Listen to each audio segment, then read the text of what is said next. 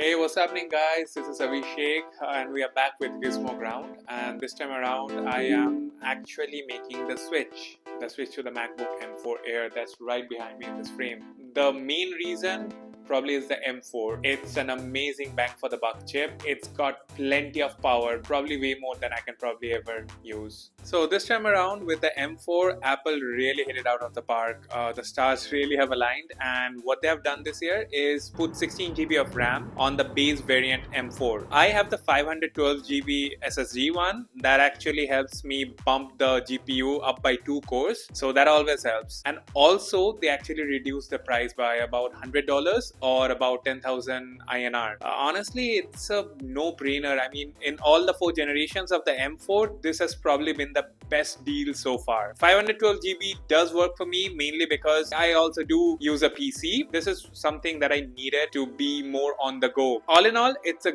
great device for the price that I got it in, which is around 1 lakh with discounts. Okay, jumping straight to the design. It's nothing too different from what we got last year. We still have 2 USB-C ports on the right and a MagSafe port, and on the left hand side of the laptop we have a 3.5mm jack. The USB ports support Thunderbolt 4.0 as well as USB 4.0, and the MagSafe is just a MagSafe port. I for some reason feel like, if we had gotten another USB-C on the other side, that would have made a lot of sense. Anyhow, the 3.5mm jack is not something I had to really use, mainly because the speakers on the MacBook Air are sufficiently loud, provided you don't end up comparing it with the MacBook Pro speakers. I mean, it gets the job done for everyday listening. It's no boombox, but it does get the job done, which is more of what I can say for the display as well. If you actually end up pitting it against the M4 Pro and the Pro variants of laptops, the mini LED, it's probably in a different league altogether. But this, with its meager 500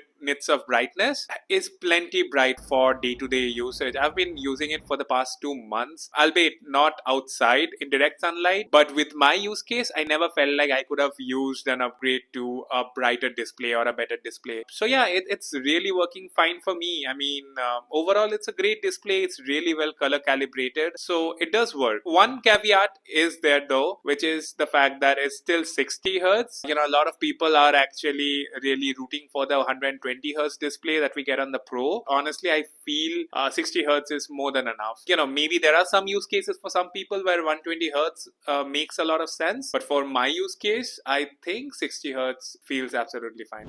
Okay, coming to portability, at 1.24 kilograms is extremely light and easy to carry around. You can slide it into any bag and lug it around all day long without feeling the heft. I personally got a laptop sleeve because I don't want to scratch it. It's only been about a month or 2, so I'm still in the honeymoon phase with this laptop.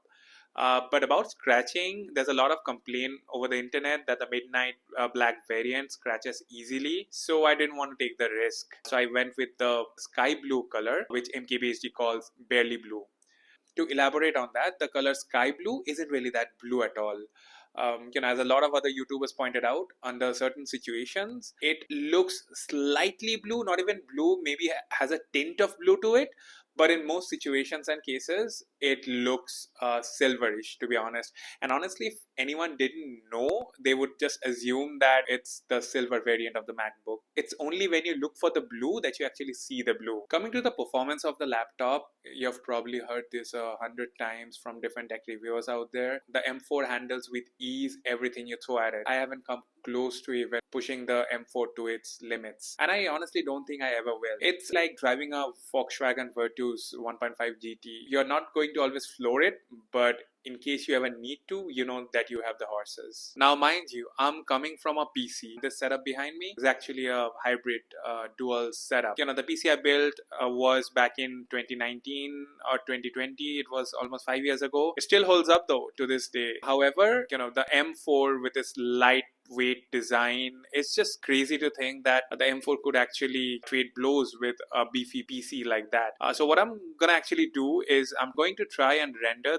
this same video on both my PC as well as my M4. I'm pretty sure the M4 will probably win, but I really want to see by how much though. And while we're actually on the topic of performance, let's talk about gaming on Mac. It's been quite the talk of the town for the past couple of years, especially since Apple started promoting gaming on Mac heavily. since the last few keynotes. There are two ways you can play games on the Mac. One would be the games that are natively supported, thanks to the fact that you now have support for Steam natively on Mac, and another would be through emulators like Whiskey. Whiskey is a free one though. So I tried gaming through both ways. I tried natively as well as Whiskey. When I tried installing natively, the problem was that out of all the games that I have on my library, Steam library, only a handful would install, and even within those, some would not launch. While installing through Whiskey, there were a lot more games that were compatible, but unfortunately, due to the lack of space, or rather how MacBooks treat virtual machine drives due to its APFS formatting, I was barely able to install any AAA titles because most of them take up more than 100 gigabytes, and I only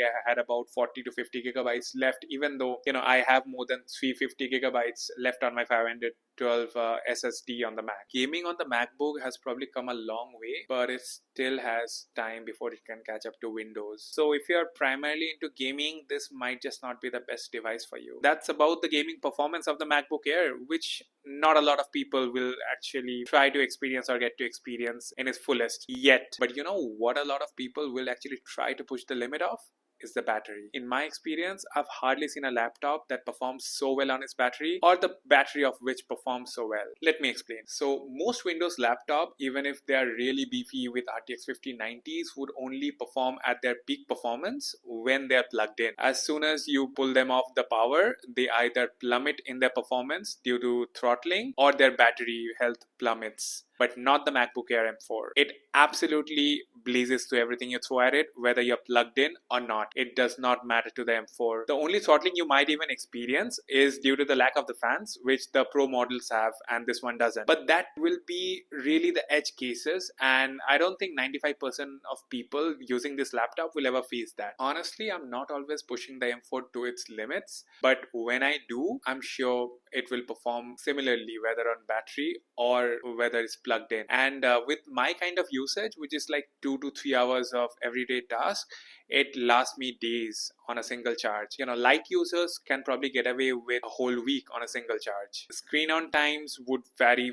anywhere from 8 hours to 11 hours in my experience. Coming from a Windows environment, the battery is honestly a game changer for me. If it has anywhere above 50 to 60% of charge, I wouldn't mind actually, leaving behind the charger at home if I'm taking it out for maybe the later half of the day, or any maybe 2-3 hours to the coffee shop to write a script or two, or anything for that matter. So that is how much confidence the MacBook Air M4's battery instills in you. One more great update this year is the 12 megapixel front facing camera with center stage. It really makes video calls a lot easier. It always keeps you in frame no matter whether you wiggle around or not. Wiggle around? Anyhow, that's really about what's different in the new MacBook. There's a few other things that I'd like to point out.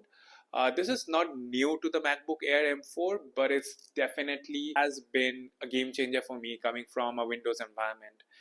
The trackpad. Apple absolutely justifies calling it the magic trackpad. Once I started using the trackpad on the MacBook Air, I found it difficult to go back to a Windows trackpad due to the feature or the lack thereof. This is probably not something new to long-time Mac users, but for Windows users shifting over to Mac, it's absolutely mind-blowing how well integrated the trackpad is into the operating system of the Mac. All the way from 4-finger swipes to 3 to 2. I mean, it just, it's extremely customizable for a Mac, and it really makes you get used to it. And once you get used to swiping so much on the trackpad to trigger different events, it's really hard to actually go back to a trackpad that is not as smart as the MacBook's trackpad. But the trackpad is not the only thing that is well made about the MacBook. The keyboard, for its size, the travel is really good. It's really clicky. Honestly, it's a fairly good keyboard. It's good to type on, but there's not a lot going on there except for maybe the mute switch. On the last year and the years before that, the mute switch did not have a slash, and this year it does. And that's about it. But yeah, also coming to the brightness of the keyboard, it's adequately bright. I never felt the need to manually adjust it, and I don't even think that's an option on the Mac OS. I could be wrong. Yeah, I mean, it's just one of those Apple things where Apple just knows what you like better than you do. So it's been a couple of months that I've been using the MacBook Air M4, and I'm thoroughly enjoying it, especially at the price that I got it at, 1 lakh for the 512 gig variant, which is a fairly good price for a MacBook for a laptop this powerful. Yeah, you could try and buy it off Apple's website, but you wouldn't get too many discounts except for the student discount maybe. But then again, sites like Amazon, Flipkart and other e-commerce websites run sales all the time, so you can be on the lookout and pick it up at a really good discount. Yeah, but there's one thing on the Apple side that you will not get to choose from if you buy it elsewhere, is the 70-watt charger, which Apple provides as an option if you upgrade to the 512 gig variant. So yeah, that's been it, guys. It's good to be back doing what I love, and thank you for tuning in. See you in the next one.